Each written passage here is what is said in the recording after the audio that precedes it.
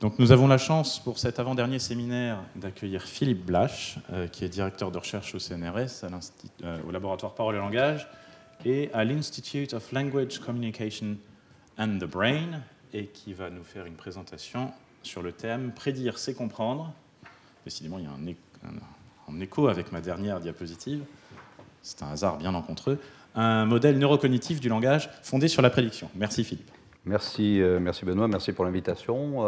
Bonjour à tous. Donc, je vais aborder dans cette présentation les aspects cognitifs liés à la question de la compréhension.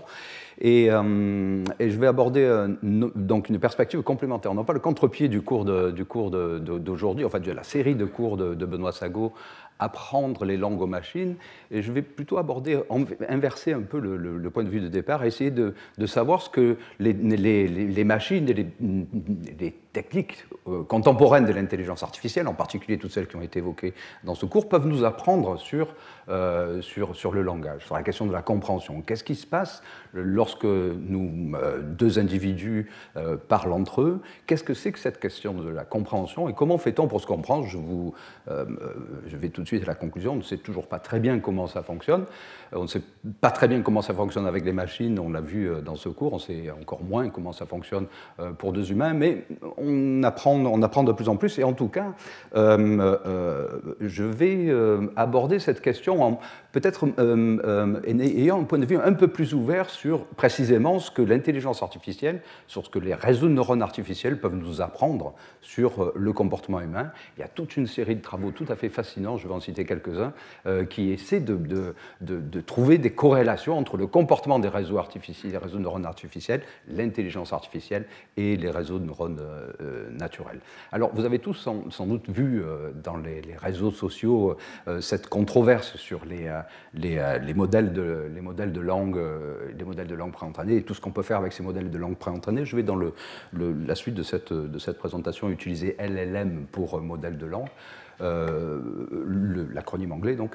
Et vous avez vu la position de Chomsky, tout le monde a vu cette position. Enfin, si vous n'avez pas vu, lisez les positions de Chomsky sur son site ou sur Internet. C'est toujours des positions à la Chomsky, très radicales, mais c'est toujours quelque chose qui nous apprend, qui nous donne une perspective intéressante à étudier. Pour Chomsky, et ça a été d'ailleurs un peu évoqué dans le cours précédent par Benoît, le ChatGPT, c'est un logiciel de plagiat, dans le sens où tout ce que ces systèmes-là peuvent faire, c'est prédire le mot suivant sur la base des données qu'on a déjà apprises. Et Chomsky va plus loin en disant qu'on n'apprend strictement rien, ces modèles de langue et les techniques utilisées dans ces modèles de langue nous apprennent strictement rien sur la compréhension qu'on a du fonctionnement et des processus cognitifs qui sont liés au mécanisme de compréhension. Donc tout ça, c'est une technique peut-être intéressante. Chomsky dit que ce n'est pas intéressant du tout, mais c'est peut-être intéressant, ça ne nous apprend rien,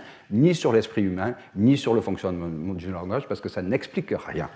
Alors, la controverse, il y a eu un article aussi qui a beaucoup circulé sur le réseau, un article intéressant de Piantadosi, qui bat en brèche tout ce que Chomsky peut dire, et qui, lui, prétend au contraire qu'il suffit de constater l'efficacité des modèles de langue aujourd'hui, et de l'utilisation qu'on fait des techniques d'utilisation des modèles de langue pour se poser la question, malgré tout, de savoir si c'est si efficace, il doit bien y avoir quelque chose derrière. Piantadosi va beaucoup plus loin, et lui est aussi radical que Chomsky en disant que, eh bien, après tout, toutes les approches qui ont utilisé les théories linguistiques, les approches plus symboliques, n'ont mené à pas grand-chose, en tout cas sont beaucoup moins efficaces que celles qui s'appuient sur ces modèles de langue. Donc il doit y avoir quelque chose derrière, et Piantadosi va plus loin en disant que ces modèles sont des modèles qui sont explicatifs, contrairement à ce que dit Chomsky, nous expliquent quelque chose et constituent une base théorique pour les relations qui existent entre les structures et les statistiques.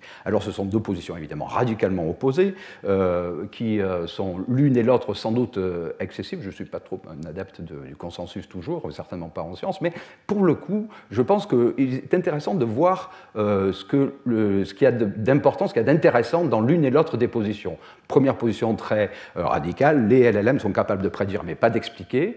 positions opposées, les théories linguistiques sont capables d'expliquer, mais pas de prédire.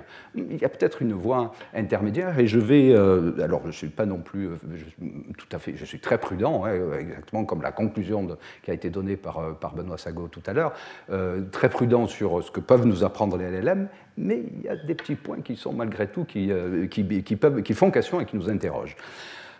Avant d'aller plus loin, essayons de non pas définir la compréhension, le titre de ce transparent est trop ambitieux, mais donner quelques indications sur ce qu'on va entendre par compréhension, encore une fois dans une perspective cognitive. La compréhension, c'est cette capacité à encoder, transmettre et décoder des informations, transmettre, échanger des informations, avec deux types de compréhension, et on va voir que c'est très important dans la suite. Le premier type de compréhension, qui est la compréhension littérale, qui s'appuie sur les informations explicites qui sont explicitement donnés dans une conversation. En d'autres termes, les mots concrètement qui ont été prononcés par les deux interlocuteurs d'une conversation.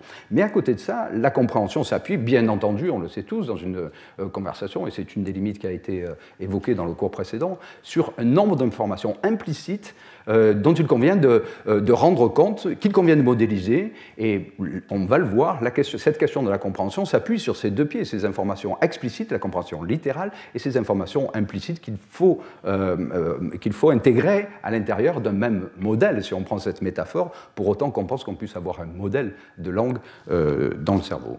On nous a dit qu'on n'en avait pas, qu'il n'y avait certainement pas Transformer, je suis d'accord avec ça, mais il y a quand même des petites avancées qui nous montrent que peut-être qu'il y a quelque chose à laquelle nous devons répondre, et nous devons répondre en essayant de trouver les mécanismes qui vont nous permettre de comprendre la compréhension. Premièrement, comment représenter le sens, c'est une question extrêmement difficile. Comment construire, une fois qu'on a représenté le sens, qu'on a défini cette représentation-là, comment construire pendant une conversation la représentation du sens, et comment utiliser cette représentation dans le cadre de toutes sortes d'applications pour atteindre un but, construire de nouvelles informations, etc. Alors, petite comparaison, et ce n'est pas du tout l'objet de ce séminaire, mais malgré tout, encore une fois, il est intéressant de voir ce que l'une et l'autre des approches, l'approche complètement, ce que les modèles de langue peuvent nous apprendre, et ce que les théories cognitives nous disent aujourd'hui de ce que c'est que la compréhension et ce que peut être une compréhension intermutuelle. Quelles sont les différences ? Vous l'avez vu dans la série de cours auxquels vous avez assisté, que la question de la représentation, des représentations internes est absolument déterminante. Qu'est-ce qu'on met en entrée dans nos modèles? Qu'est-ce qu'on a en entrée? Comment on représente ces informations-là? Dans les modèles de langue, les entrées sont des plongements, des embeddings.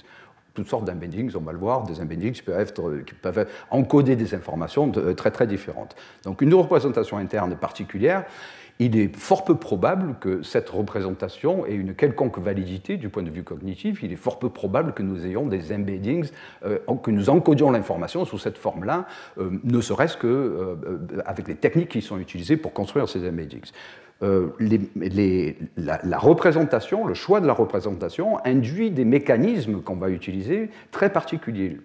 Utiliser des embeddings va induire, et c'est ce qui fait l'efficacité des modèles de langue, des techniques qui sont d'ailleurs assez simples, qui vont permettre d'utiliser ces informations-là, en particulier la question de la similarité. Les embeddings, sont des représentations vectorielles, sont extrêmement efficaces pour calculer la distance, pour encoder le sens et calculer la distance, l'écart qu'il y a entre deux mots, deux concepts, deux phrases, etc. Extrêmement efficaces. Donc ces techniques-là, sont extrêmement efficaces, et moi aussi je ne l'ai pas fait de façon aussi systématique que les cours précédents. J'ai posé cette question à ChatGPT de nous essayer de nous expliquer ce qu'est pour lui la compréhension et comment lui-même ou elle-même, ChatGPT, pouvait expliquer comment ChatGPT comprenait, est-ce que ChatGPT comprend ou pas, et ChatGPT répond que non, la réponse, on se contente de prédire la réponse la plus probable sans accéder à une forme de compréhension du sens sous-jacent, donc c'est quelque chose d'extrêmement honnête, on va dire, c'est efficace. Qu'est-ce qui se passe du point de vue de la cognition, du point de vue de l'humain? Qu'est-ce qui se passe lorsqu'on essaie, encore une fois, de décrire la compréhension chez les humains? Les représentations internes que nous utilisons sont différentes bien entendu, j'allais dire, encore que, bien entendu, il n'y a rien de tout à fait évident là-dedans. Les représentations sont différentes. Dans les théories cognitives, on utilise des catégories ou des caractéristiques, des features, des caractéristiques qui vont nous permettre de décrire les objets de base. Des catégories, par exemple nom, verbe, adjectif, par exemple phonème, par exemple un sous-type de phonème, etc. On utilise des catégories et on utilise des caractéristiques qui vont nous permettre de décrire ces catégories. Les mécanismes, du coup, sont complètement différents que ceux qu'on peut utiliser dans les modèles de langue. Et je vous donne ici donc, le principe de base qui est traditionnellement utilisé dans la quasi-totalité des théories cognitives pour la compréhension du sens, c'est le principe de compositionnalité, principe très très ancien, introduit par Frege au début du XXe siècle, et qui nous indique que le sens du tout est une composition du sens des parties. Donc il convient de construire au préalable le sens des parties, d'identifier le sens des unités que nous allons utiliser et de les agréger progressivement pour parvenir au sens de la totalité. Et c'est ce qui est illustré d'ailleurs dans ce schéma que j'ai pris d'une proposition de Pickering et Garrod, c'est le bouquin qui a été, leur ouvrage qui a été publié il y a 2 ans maintenant, et qui nous montre que nous avons ici les 2 locuteurs participant à une conversation, que chaque locuteur, pas à pas, étape après étape, va permettre de construire, d'extraire, je l'ai dit, des éléments qui vont être associés à chacun des niveaux, phonétiques, syntaxiques, sémantiques, etc., pour construire une représentation du sens que, dans les théories de l'interaction, on appelle modèle de situation, situation model. Okay, chaque locuteur interprète, construit son modèle de situation, et on associe le particulier dans les théories de l'interaction, et dans cette théorie-là en particulier, qu'il y a un alignement de toutes les représentations entre les locuteurs. C'est extrêmement important. Les 2 locuteurs, dans une conversation, font la même chose et vont aligner, peu à peu, convergent, vont aligner leurs représentations et vont, peu à peu, pour aller très vite, mais c'est ce qu'on observe lorsqu'on analyse les corpus, parlent de la même façon. Parler de la même façon, ça ne nous intéresse pas trop dans le cadre de ce cours, mais ce que ça signifie, c'est que chaque locuteur va construire sa propre interprétation, son modèle de situation, et que ces modèles de situation vont s'aligner, vont être les mêmes finalement, en fin de compte. D'accord ? Donc ça, c'est extrêmement important. Alors, il y a un grand nombre de travaux très récents qui tentent de montrer les corrélations qui peuvent exister, les ressemblances qui peuvent exister entre les modèles de langue et le cerveau, ce qui se passe dans le cerveau. Et ça s'appuie, donc j'ai pris ici un schéma de cet article-là. Encore une fois, vous trouverez un très très grand nombre de travaux dans la littérature très récente aujourd'hui qui nous montrent que les modèles de langage les plus efficaces, donc les modèles ayant le meilleur résultat de prédiction du mot suivant, sont aussi les modèles qui prédisent le mieux l'activité cérébrale. Ça interroge sur pourquoi. Qu'est-ce que c'est que cette question de prédiction et est-ce que les modèles peuvent nous apprendre quelque chose? Et des travaux vont encore plus loin. Il y a toute une série de travaux très récents de notre collègue Jean-Rémy King et avec ses collègues. Donc ça, c'était, je vous conseille la lecture de cet article-là, qui essaie de trouver une corrélation, non pas générale sur le résultat des modèles, mais couche par couche, qui essaie de voir si les couches que nous avons dans nos modèles, dans nos réseaux de neurones profonds, correspondent à quelque chose qui se passe vraiment dans le cerveau.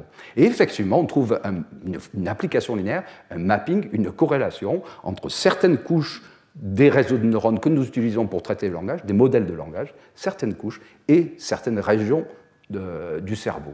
Donc c'est absolument fascinant, et donc il y a encore une fois toute une série de travaux, j'ai cité ceux de King, mais vous en trouverez de très nombreux dans la littérature, qui vont jusqu'à, certains vont très très loin, et vont rejoindre un peu l'hypothèse de Piantadosi, vont nous dire, eh bien oui, on a la même chose, ce sont les mêmes choses. Ce n'est pas simplement une métaphore, ces modèles de langage existent dans le cerveau, la preuve, on a les zones qui s'allument et qui vont correspondre à des ensembles de couches. Dans les modèles dont je ne vais pas faire, il faudrait 1 heure ou une journée pour expliquer tout cela, mais tout ça pour dire que on a peut-être quelque chose à apprendre précisément de cette question des modèles de langue. Que font-ils?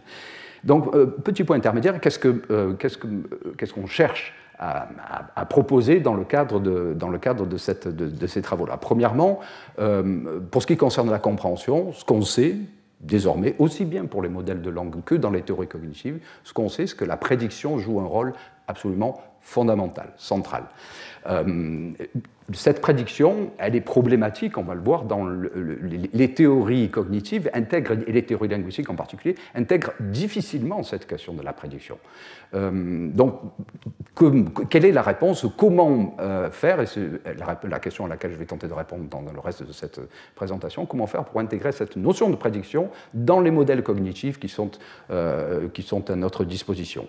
Et je vais pour cela répondre à plusieurs questions. Premièrement, essayer d'avancer un petit peu sur cette question de la prédiction. Distinguer secondement la question de la prédiction avec celle de l'activation. Lorsqu'on parle dans un contexte, dans une conversation, on va activer tout un grand nombre d'informations de façon implicite, je l'ai dit tout à l'heure.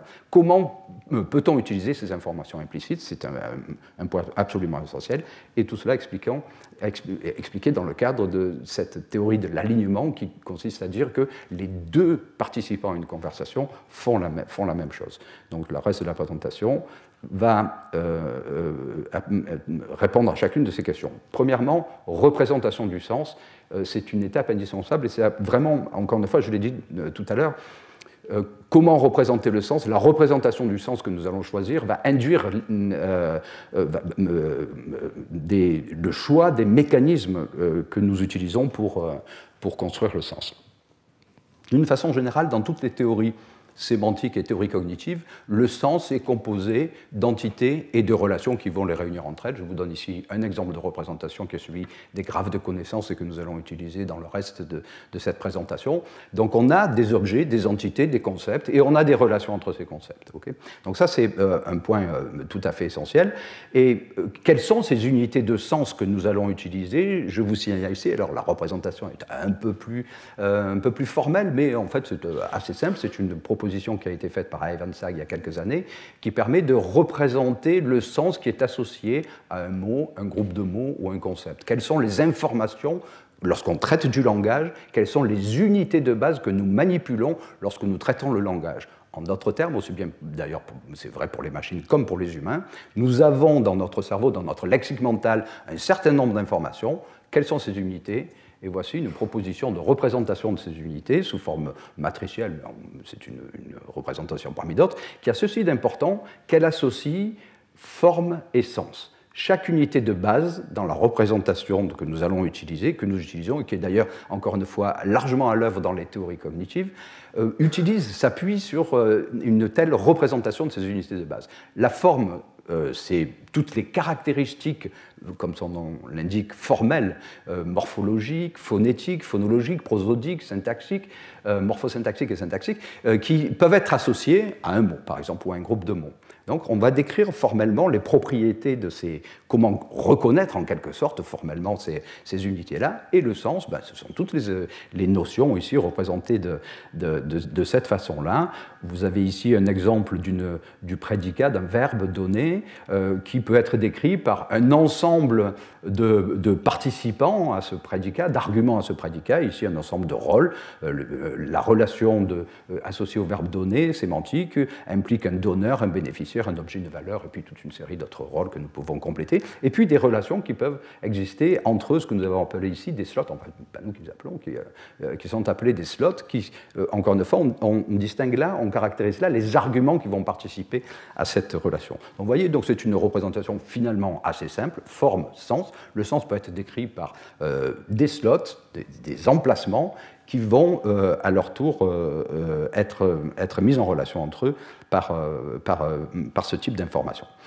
À partir de ce type de représentation, et encore une fois, il y a de plus en plus d'approches qui formalisent ça, mais je ne l'ai pas dit dans le slide précédent, on aurait pu tout à fait, il existe en sémantique formelle toutes sortes d'approches qui représentent le sens, avec par exemple la logique du premier ordre, pour ceux qui savent ce que c'est, ou des calculs, des formes de calcul qui sont particulières. Mais dans tous les cas, retenez l'idée qu'on a des entités, des unités de base et des relations entre ces entités. Et donc la représentation du sens associé à un énoncé peut se faire de cette façon-là. Nous avons ici un graphe qui est associé à cette phrase, dans lequel nous avons ici la structure prédicative, donc c'est Emma a invité son fils à la pizzeria pour son anniversaire. Nous avons un prédicat qui constitue le cœur de cet énoncé. Ce prédicat, exactement comme dans le cas de l'exemple que nous avons donné tout à l'heure, induit un certain nombre de relations, et nous allons instancier, nous allons affecter, nous allons décrire les relations qui existent entre les différents rôles qui ont été spécifiés dans ce prédicat, par exemple l'hôte, l'invité, l'occasion, le lieu, et nous allons l'instancier avec des informations explicites qui ont été fournies par le contexte. Un locuteur a prononcé ces mots, a indiqué, a spécifié des objets référentiels. Nous allons faire référence à ces mots et nous allons construire les relations, instancier les relations qui existent entre ces mots-là. Nous obtenons un graphe de ce type-là, encore une fois. C'est une représentation parmi d'autres, mais l'idée, encore une fois, c'est unité de base et relation entre ces unités de base. Ce qu'il y a d'intéressant, c'est que à côté de ces unités, de ces informations explicites, nous avons également des informations implicites, toute une série d'informations implicites qui sont induites par le fait que lorsque nous utilisons ces entités de base que j'ai indiquées, ces signes, lorsque nous utilisons ces signes, nous allons activer tout un ensemble d'informations.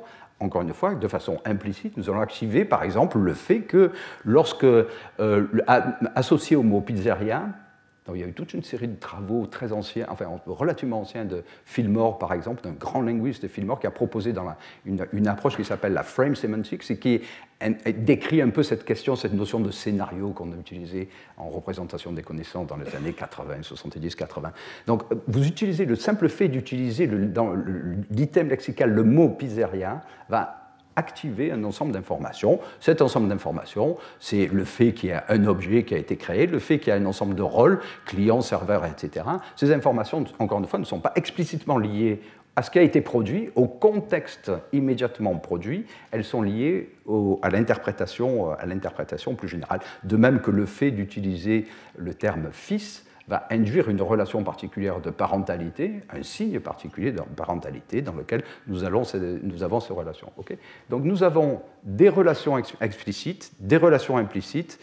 Toutes les relations sont activées. Activées, ça veut dire qu'elles sont rendues disponibles pendant la conversation. Okay. Cette notion d'activation est au cœur du processus de compréhension. On va voir ce qu'est la prédiction, on va la détailler, mais l'activation, je l'indique dès à présent, nous permet d'une part de rendre disponible, comme je l'ai dit, dans le suite de la conversation, tout un ensemble de concepts, d'objets, de relations, mais chacune de ces informations va pouvoir être associée à un niveau d'activation qui est calculé. Je n'entre pas dans le détail de ça. Il y a des théories qui me proposent une évaluation et des formules, des équations qui vont nous permettre de calculer le niveau d'activation de chacun des signes qui vont être rendus disponibles, comme je l'ai dit, dans ce type d'approche. Okay, ce niveau d'activation, donc retenez le fait qu'on va, dans la représentation des informations que nous utilisons, nous allons utiliser toute une série d'unités de sens, d'unités de base, une série de relations, et chacune de ces unités va avoir un niveau d'activation. Ce niveau d'activation va être extrêmement important, puisque les catégories ou les unités les plus activées vont être celles qui sont les prioritairement utilisées dans une conversation, okay, y compris dans le cas pour les informations implicites. L'utilisation de cette notion d'activation et de cette notion de niveau d'activation est extrêmement efficace en termes de traitement parce qu'elle permet de contrôler l'ensemble des objets que nous allons manipuler. On appelle ça la réduction de l'espace de recherche. Cette question de la réduction de l'espace de recherche vient, d'ailleurs, en informatique, c'est une question qui est absolument centrale, qui nous vient en particulier de la programmation en logique par contrainte, qui utilise beaucoup cette notion d'espace de recherche. En sciences cognitives, on a cette notion d'espace de recherche qui est extrêmement importante. L'activation, pendant une conversation, va nous permettre d'implanter un processus de réduction de l'espace de recherche. Qu'est-ce que ça signifie? Ça signifie que lorsqu'on va accéder à un concept pendant une conversation, on va réduire notre espace de recherche aux unités d'information qui sont les plus actives. Okay? Par exemple, lorsqu'on va accéder à un lexique, on a un mot qui a été prononcé, on va rechercher dans le lexique, mais on ne recherche pas dans la totalité du lexique, on recherche dans le lexique les unités qui vont être les plus pertinentes en quelque sorte. C'est exactement ce qui se passe dans une conversation. Dans une conversation, on active un très grand nombre d'informations de façon implicite. Certaines de ces informations sont plus actives que d'autres. donc un niveau d'activation qui est plus élevé que d'autres, et on va contrôler le processus, on va réduire l'espace de recherche grâce à cette question d'activation. C'est une des explications les plus importantes des phénomènes de facilitation. Une question qui est aussi fascinante, qui surprend tout le monde, c'est comment parvient-on à traiter le langage en temps réel? Comment ça se fait? En neurosciences, on explique qu'il faut, dans toutes les expériences qu'on fait, on explique qu'il faut 200 millisecondes pour accéder au lexique mental, à un mot, qu'il faut 400 millisecondes pour accéder au sens et traiter le sens, et qu'il faut 600 millisecondes pour commencer à essayer d'intégrer toutes ces informations. Mais si cela était vrai dans le cadre d'une conversation naturelle, il faudrait à peu près entre 600 millisecondes et 1 seconde pour traiter un mot. Or, la vitesse d'élocution, en particulier la mienne, désolé, la vitesse d'élocution nous montre qu'on peut utiliser, on parle beaucoup plus vite que ça, et j'espère que c'est le cas, mais on peut se comprendre malgré tout. On transfère de l'information malgré cette rapidité-là. Donc ça s'appuie sur un phénomène essentiel, c'est le phénomène de facilitation. L'activation d'information et la réduction de l'espace de recherche est une des explications essentielles de ces phénomènes de facilitation. Et puis, on a la question de la prédiction. Vous l'avez vu tout au long de ces cours, les modèles de langue sont extrêmement efficaces pour prédire le mot suivant. Ces modèles permettent d'ailleurs de prédire plus que le mot suivant, permettent de prédire un ensemble d'informations, alors pas tous, mais permettent de prédire un ensemble d'informations qui relèvent du niveau morphosyntaxique, du niveau phonétique, on est capable de prédire des informations à ce niveau-là, et même au niveau sémantique. On peut prédire beaucoup de choses. Ces modèles, les techniques utilisées dans ces modèles nous permettent, encore une fois, d'aller très très loin dans le type de prédiction qu'on peut faire. C'est important parce que prédire beaucoup de choses, ça veut dire prédire quelquefois peu d'informations lorsqu'on ne dispose que de peu de contexte. Hein, on a vu des exemples tout à l'heure selon le prompt qu'on donne, on va avoir une efficacité qui est plus ou moins importante. Mais en tout cas, on peut prédire un grand nombre d'informations. Mais dans certains cas, encore une fois, on est capable de prédire des informations qui sont très limitées. Par exemple, si le contexte est seulement celui-ci, je pense là, très peu de contexte sémantique, il est difficile de prédire le prochain mot, même si les modèles de langue vont de toute façon prédire quelque chose.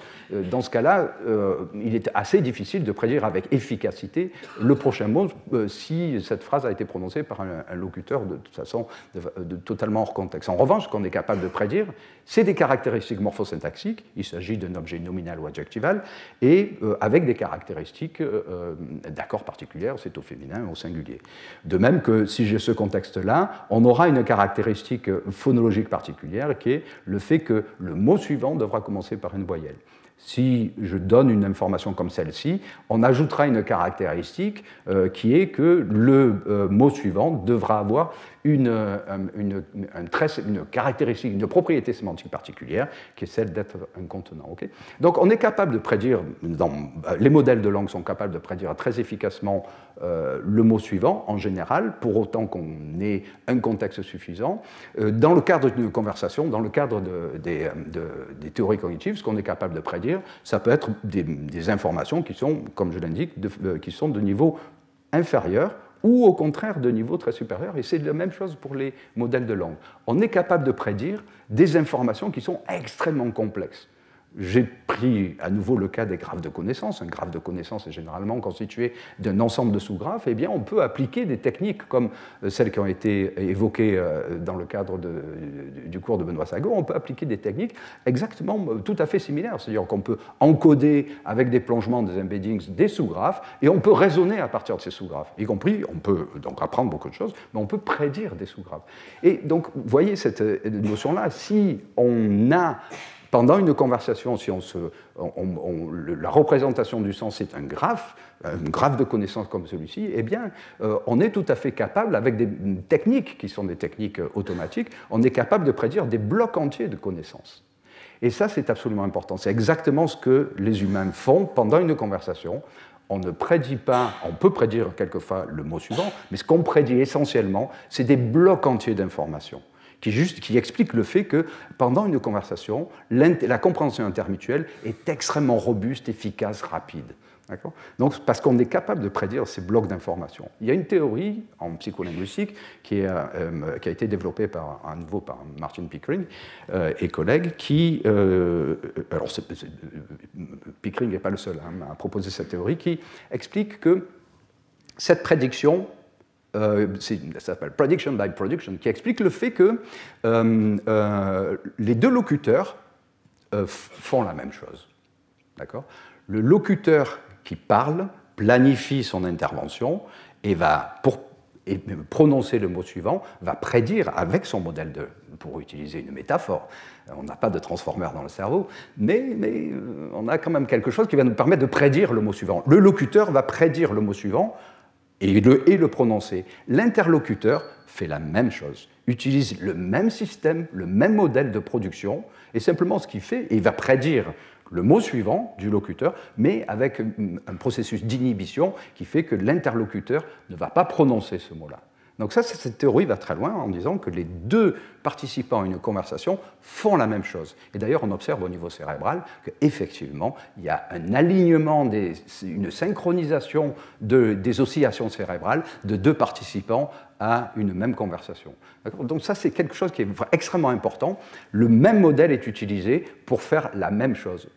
Faire la même chose, prediction by production, c'est souvent, ils disent, prédire le mot suivant. En fait, ce qu'on propose, nous, dans notre approche, c'est de dire que ce que fait le locuteur, c'est qu'il va produire, il va prédire et donc produire le mot suivant de façon extrêmement précise, d'ailleurs de façon assez similaire à ce que font les modèles de langue.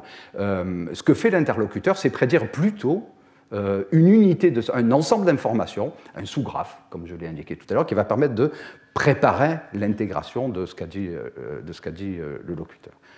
Au niveau cérébral, on a une théorie qui intègre cette question de la prédiction. Alors en neurosciences, il y a depuis très longtemps de très nombreux travaux, depuis très longtemps, depuis 15 ans, qui nous expliquent que la prédiction est au cœur des activités, c'est en gros ce que fait essentiellement un cerveau. Un cerveau est sans cesse en train de prédire le prochain stimulus sensoriel, quel que soit le stimulus. Une image, un son, et dans le langage, est en train de prédire ce qui va se passer. Donc cette théorie s'appelle le predictive coding, et nous explique que nous avons un stimulus, par exemple, vous entendez quelque chose, nous avons une prédiction. Et alors, il y a beaucoup d'expériences qui s'appuient sur ce paradigme-là, de Oddball qui fait, par exemple, on fait donc là, il y a une surprise. Vous avez prédit quelque chose et il y a quelquefois des erreurs de prédiction, une distance qu'il y a entre ce qui a été prédit et le stimulus qui est produit. Okay ? Pour le langage, c'est la même chose. Si on est dans le cadre de la théorie prediction by production, vous êtes en train de prédire ce que je vais dire et quelquefois, il y a, donc dans la plupart des cas et dans toutes les conversations, on va dire que ça marche et ça marche très bien. Et là, parenthèse, ça marche très bien dans le cadre de conversations courantes parce qu'en général, on ne dit pas grand-chose, il n'y a pas beaucoup de contenu informationnel, on dit toujours les mêmes choses avec les mêmes personnes. Et cette question de la prédiction est extrêmement efficace parce que c'est effectivement là, vous êtes capable, deux amis sont capables de prédire mais à peu près exactement ce que va dire l'autre, la façon dont il va le dire, etc. Et la compréhension, encore une fois, intermutuelle, s'appuie sur cette capacité-là de prédiction. Donc revenons au predictive coding, on a cette erreur de prédiction qui est propagée, qui est transmise dans les couches de réseau. Très bien. Et on est capable, je vais passer très rapidement parce que le temps passe, on est capable de mesurer cette erreur de prédiction grâce à une opération mathématique particulière qui est largement utilisée en linguistique lorsqu'on manipule des unités linguistiques, qui est l'unification. Je n'entre pas dans les détails, mais retenez simplement le fait que l'unification est une opération qui est capable de comparer deux structures complexes. Prenez ici, par exemple, une structure, cette matrice-là, qui nous indique que nous avons des traits d'accord pour un mot particulier, c'est la première personne du pluriel, et si on cherche à unifier cette structure-là avec celle-ci, dans la mesure où nous avons une variable libre ici, x, la comparaison de ces deux matrices conduit à un succès. L'unification de ces deux matrices nous indique que effectivement elles sont compatibles, et le résultat est qu'on a une substitution de cette variable-là par la valeur correspondante. Réciproquement, si nous tentons d'unifier ces deux matrices-là, dans la mesure où les valeurs instanciées au trait nombre ne sont pas les mêmes, il y a un échec de l'unification. Okay, et cette unification nous permet de conduire, encore une fois, de compléter des structures. Retenez simplement le fait que entre ce qu'il y a de prédit et ce qu'il y a de produit, on est capable, grâce à l'unification, de comparer des structures complexes et de comparer les unités de sens que j'ai évoquées, les signes que j'ai évoqués pour représenter le sens et qui ont une validité cognitive. Petite parenthèse, ces signes-là, l'utilisation de ces signes, que dans d'autres approches on appelle des constructions, il commence à y avoir, il y a eu depuis un moment, et il y en a de plus en plus des travaux dans le cadre des grammaires de construction, c'est une théorie linguistique, mais qui tente de montrer que ces constructions existent au niveau cérébral. Qu'une construction, vous prenez ça, ce sous-ensemble d'informations, et on a des entités, un sous-graphe en quelque sorte, des entités, des relations, et il y a des travaux, notamment de Pulver-Müller, qui ont montré que ces informations sont encodées par des assemblées de neurones dans le cerveau. Donc on commence à avoir des indications qui montrent que ce type de représentation a une validité cognitive importante. Donc du coup, il est très très important d'essayer d'expliquer comment tout cela fonctionne. Donc l'unification est le mécanisme de base, encore une fois, là tout ça peut s'unifier. Dans le cas où les valeurs ne sont pas les mêmes, on a un échec de l'unification. Point intéressant, dans certains cas, dans le cas où le mismatch, excusez de l'anglicisme, de l'écart, la violation enfin bon bref, le résultat de cette équation étant faux, on peut relâcher cette contrainte-là. Par exemple, le fait que, imaginez que nous ayons le contexte, l'étudiant lit le mot le plus probable, c'est livre. Si livre est prononcé, c'est très bien, l'unification succède. Si c'est étagère, pas du tout, puisqu'on a mis une violation de contraintes sur à la fois la structure phonétique et la structure et la caractéristique sémantique. Mais si nous prononçons article, si nous utilisons article, eh bien là, effectivement, il y a quelque chose qui ne va pas, mais on peut relâcher cette contrainte et on peut malgré tout utiliser cet objet-là. D'accord ? Alors, voyons ce qui se passe si on essaie de rassembler tout ça à l'intérieur d'un même modèle. Okay ? Rassembler cette question de l'activation, la question de la prédiction et la question de l'implémentation, on va dire, de ces composants-là à l'intérieur d'un modèle neurocognitif unique. Peter Agort, qui est un grand neurolinguiste, a proposé il y a quelques années un modèle qu'il appelle Memory Unification and Control, dans lequel il y a, donc ce modèle s'appuie, comme son nom l'indique, sur trois composants principaux, qui chacun ont donc, toute une série de travaux au Max Planck qui montrent que ces composants correspondent à une activité cérébrale particulière, et Peter Agort montre que chacun de ces composants a une localisation, peut être corrélé à une localisation cérébrale. Ces trois composants sont premièrement la mémoire. La mémoire, et Peter Agort dit quelque chose que nous utilisons aussi beaucoup en linguistique depuis longtemps, dit que, en fait, on va encoder, et ce que nous faisons en linguistique, c'est encoder dans le lexique un très grand nombre d'informations. Un lexique n'est pas un ensemble de mots, un lexique est un ensemble d'unités de base telles que je les ai décrites tout à l'heure. C'est-à-dire ce sont des objets qui sont très riches, très complexes, et qui encodent un très grand nombre d'informations, et qui encodent y compris des relations entre la morphologie, la syntaxe, la phonétique, la prosodie. On a tout ça qui est encodé directement dans nos lexiques. Et l'hypothèse, c'est que, plus qu'une hypothèse, c'est qu'il est probable qu'avec ces assemblées de neurones, on encode ce type d'unités de base dans nos cerveaux également. C'est ce que dit Peter Agort. On encode des unités de base qui sont très riches, très complexes, très importantes. Ce sont des objets complexes encodés en mémoire à long terme, le lexique faisant partie de la mémoire à long terme, et dans notre approche, je viens de l'indiquer, ces objets complexes sont des signes. Okay ? Donc on a ici la mémoire qui est, alors n'entre pas sur les opérations cérébrales. Seconde opération, l'unification que je viens de décrire.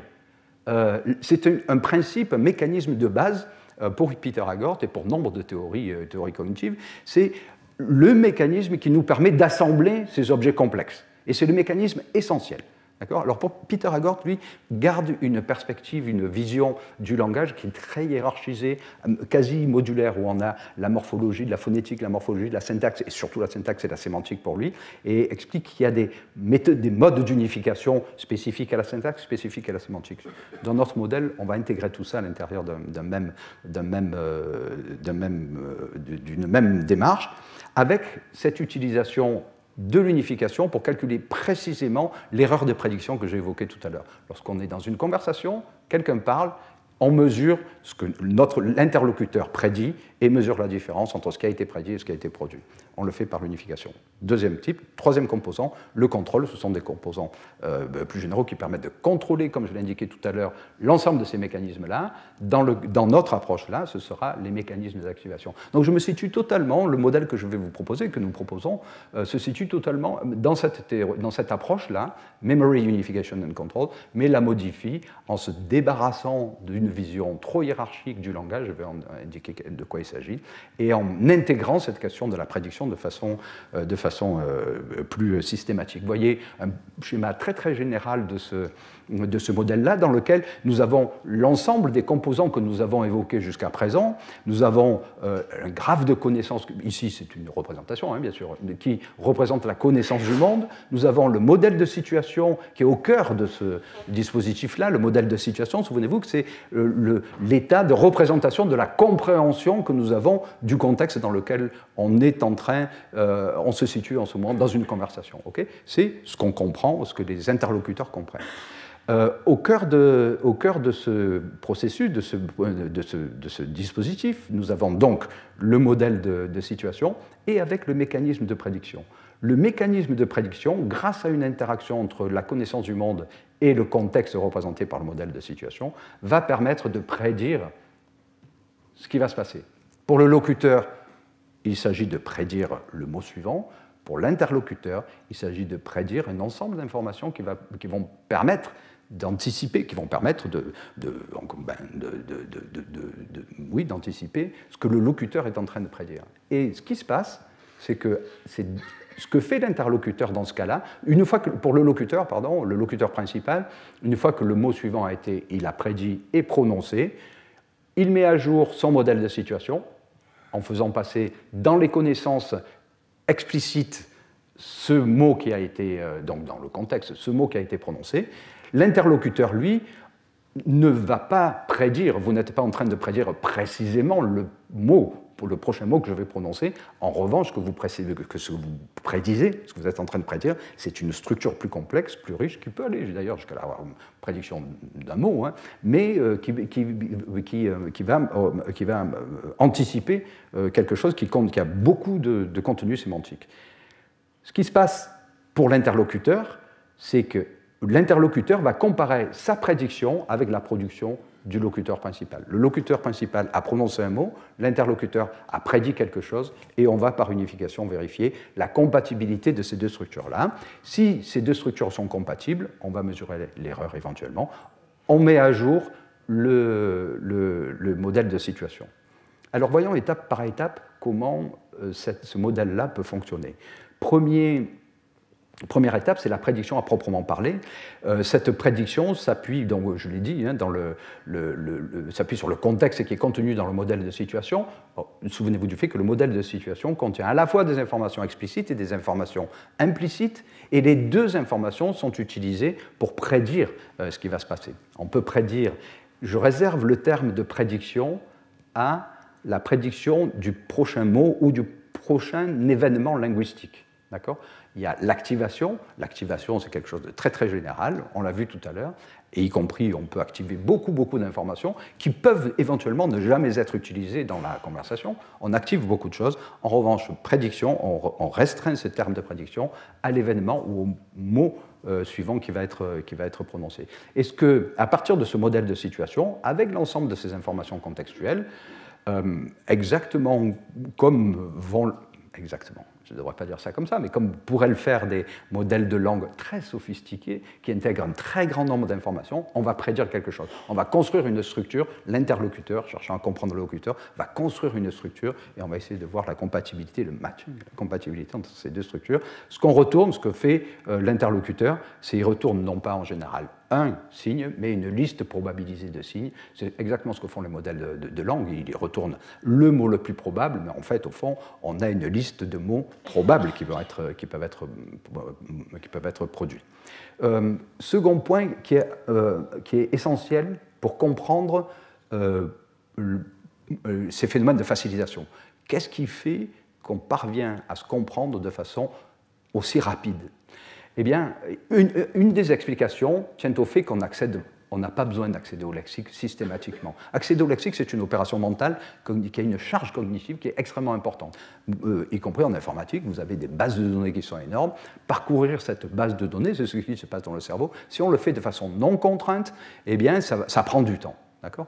Ce qui se passe, c'est que, en fait, la prédiction, l'hypothèse qu'on fait, c'est que la prédiction permet de prédire tellement de choses qu'on n'a pas besoin d'accéder au lexique. Mais si on n'a pas besoin d'accéder au lexique, comment fait-on pour reconnaître le mot qui a été produit par le locuteur?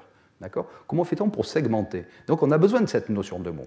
Alors en fait, on s'appuie pour ça, l'hypothèse qu'on fait, il commence à y avoir des observations qui viennent étayer cette hypothèse-là, c'est que, en fait, lorsque vous traitez le signal du locuteur principal, vous ne reconnaissez pas le mot, vous vous contentez de segmenter en unités qui vont ressembler à des mots. Okay ? Et ça s'appuie sur des informations qui sont des informations de très très bas niveau. On est capable de le faire, les machines sont très très efficaces, et d'ailleurs c'est des techniques qui sont utilisées très souvent, c'est cette question de segmentation, grâce à des informations prosodiques, des pauses, des allongements, des ruptures dans l'intensité de l'intonation, grâce à des informations de probabilité de transition entre séquences de phonèmes ou entre syllabes, eh bien on est capable de segmenter en mots. Mais on segmente en mots, encore une fois, uniquement sur la base de l'analyse des indices acoustiques dont nous disposons. Et on n'accède pas au lexique. Alors, l'hypothèse que nous faisons, c'est que lorsqu'on est dans une conversation, l'interlocuteur segmente en mots, ne reconnaît pas le mot, mais segmente en mots. En gros, on va se dire, là, il est possible que j'ai une unité. Et qu'est-ce qui se passe? Nous avons d'un côté les signes qui ont été prédits, de l'autre côté, ici, les signes qui ont été prédits. De l'autre côté, le mot ou pseudo-mot, enfin en tout cas ce qui a été segmenté, et on va vérifier la compatibilité entre ce qui a été prédit ici, encore une fois, en commençant par le signe le plus probable, et la forme qui a été segmentée. Là aussi, on peut retourner une liste probabilisée, un espace probabilisé de segmentation. Si vous avez segmenté le bon mot, si vous avez prédit, si l'interlocuteur a prédit un système compatible, un signe compatible avec ce mot-là, eh bien tout va très bien, on a un match optimal. Et dans ce cas-là, on unifie encore une fois les deux structures et on passe à l'étape d'après. Si il n'y a aucune unification possible, c'est-à-dire en gros, si vous avez mal prédit, ou si l'interlocuteur produit, l'étudiant lit le livre ou lit, je ne me rappelle plus l'exemple, lit l'étagère par exemple, eh bien là, il n'y a pas d'unification possible. Dans ce cas-là, ce qu'on retourne, c'est simplement le signal audio, okay, le segment audio, et on va essayer de voir si ce segment audio correspond à un mot. L'étape d'après, c'est précisément l'accès au lexique. On accède au lexique seulement en cas de problème. Okay, donc en cas de problème, c'est soit il y a un mismatch, soit le signe qu'on a réussi à construire entre ce que vous avez prédit et ce qui a été produit par le locuteur ne contient pas suffisamment d'informations. Si ce signe-là correspond à une prédiction qui est peu probable et correspond à très très peu d'informations. Dans ce cas-là, par exemple, imaginons qu'on ait peu de contexte, qu'on prédise quelque chose, ok, c'est une structure qui doit être un nom, mais on n'a pas d'informations sémantiques. Dans ce cas-là, on va aller rechercher dans le lexique, on va parcourir le lexique, et là, il y a un coût particulier. Okay, mais c'est seulement dans ce cas-là, on accède au lexique seulement en cas de problème.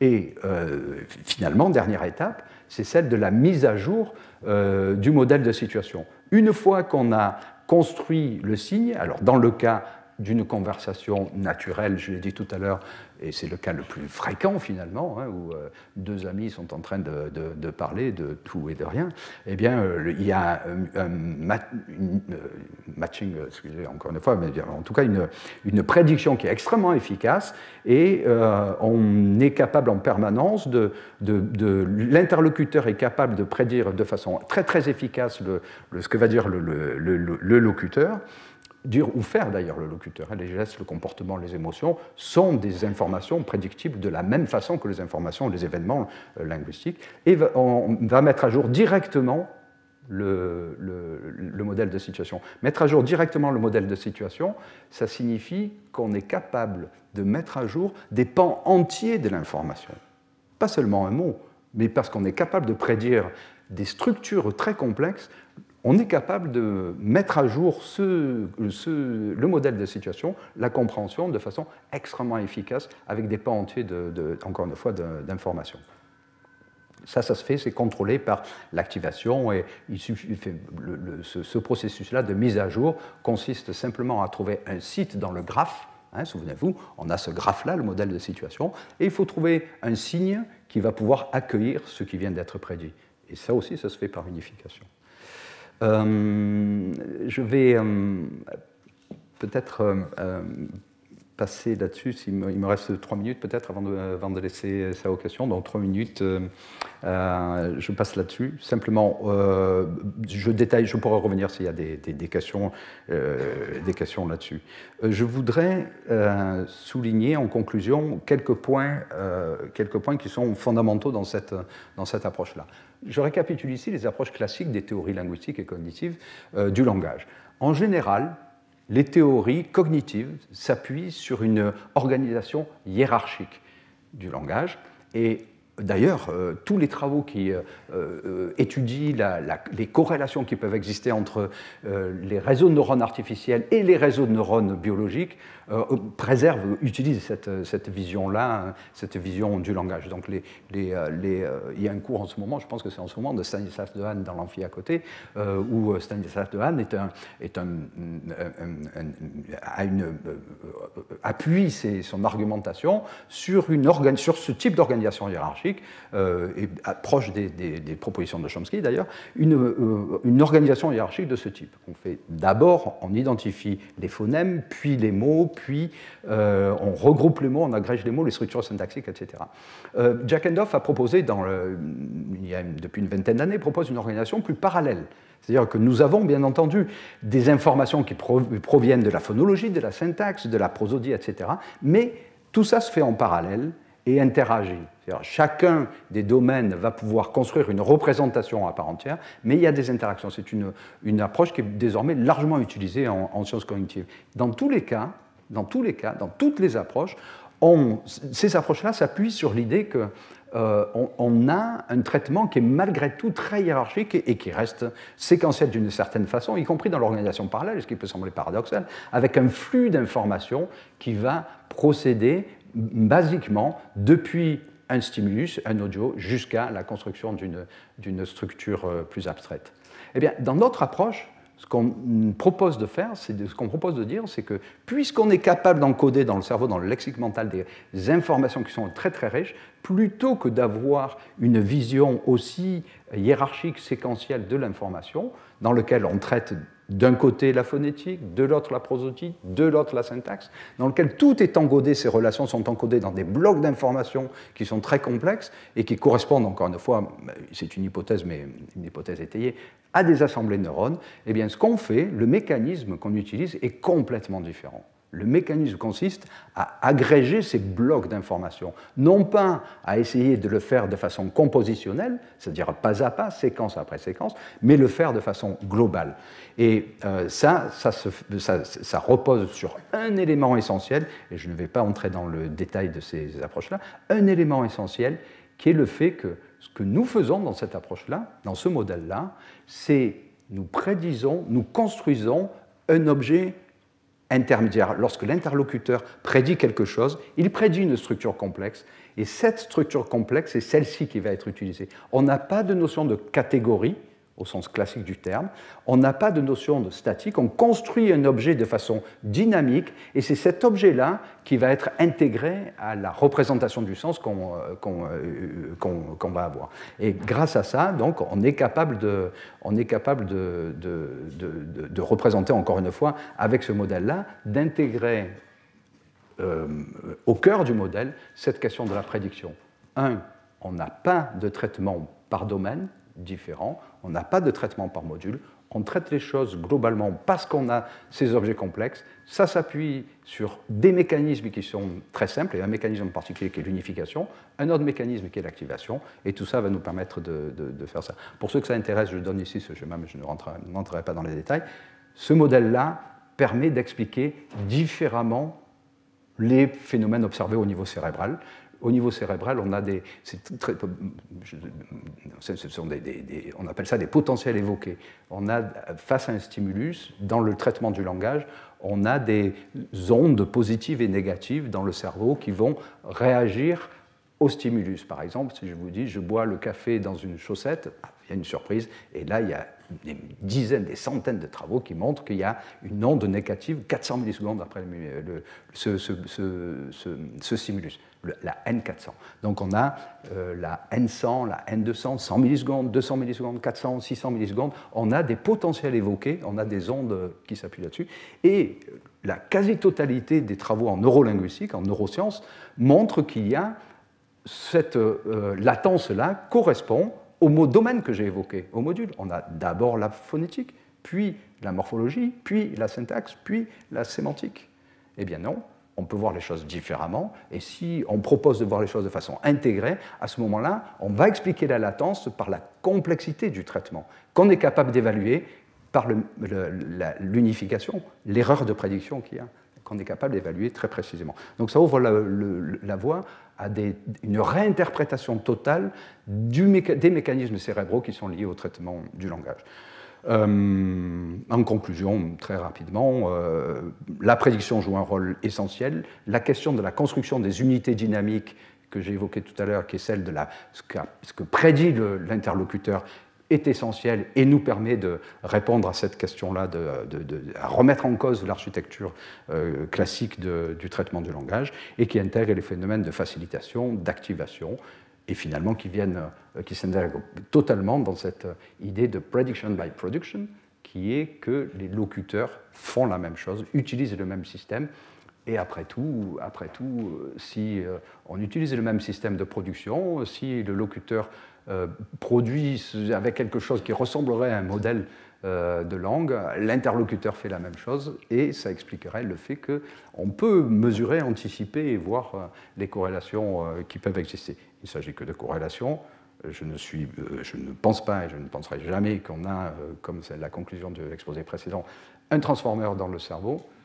Malgré tout, il y a des petits éléments d'information, et je suis certain que le cours de la semaine prochaine va arriver à une conclusion sans doute encore plus audacieuse que celle que je donne, mais il y a des éléments de comparaison qui permettent peut-être d'expliquer certaines choses.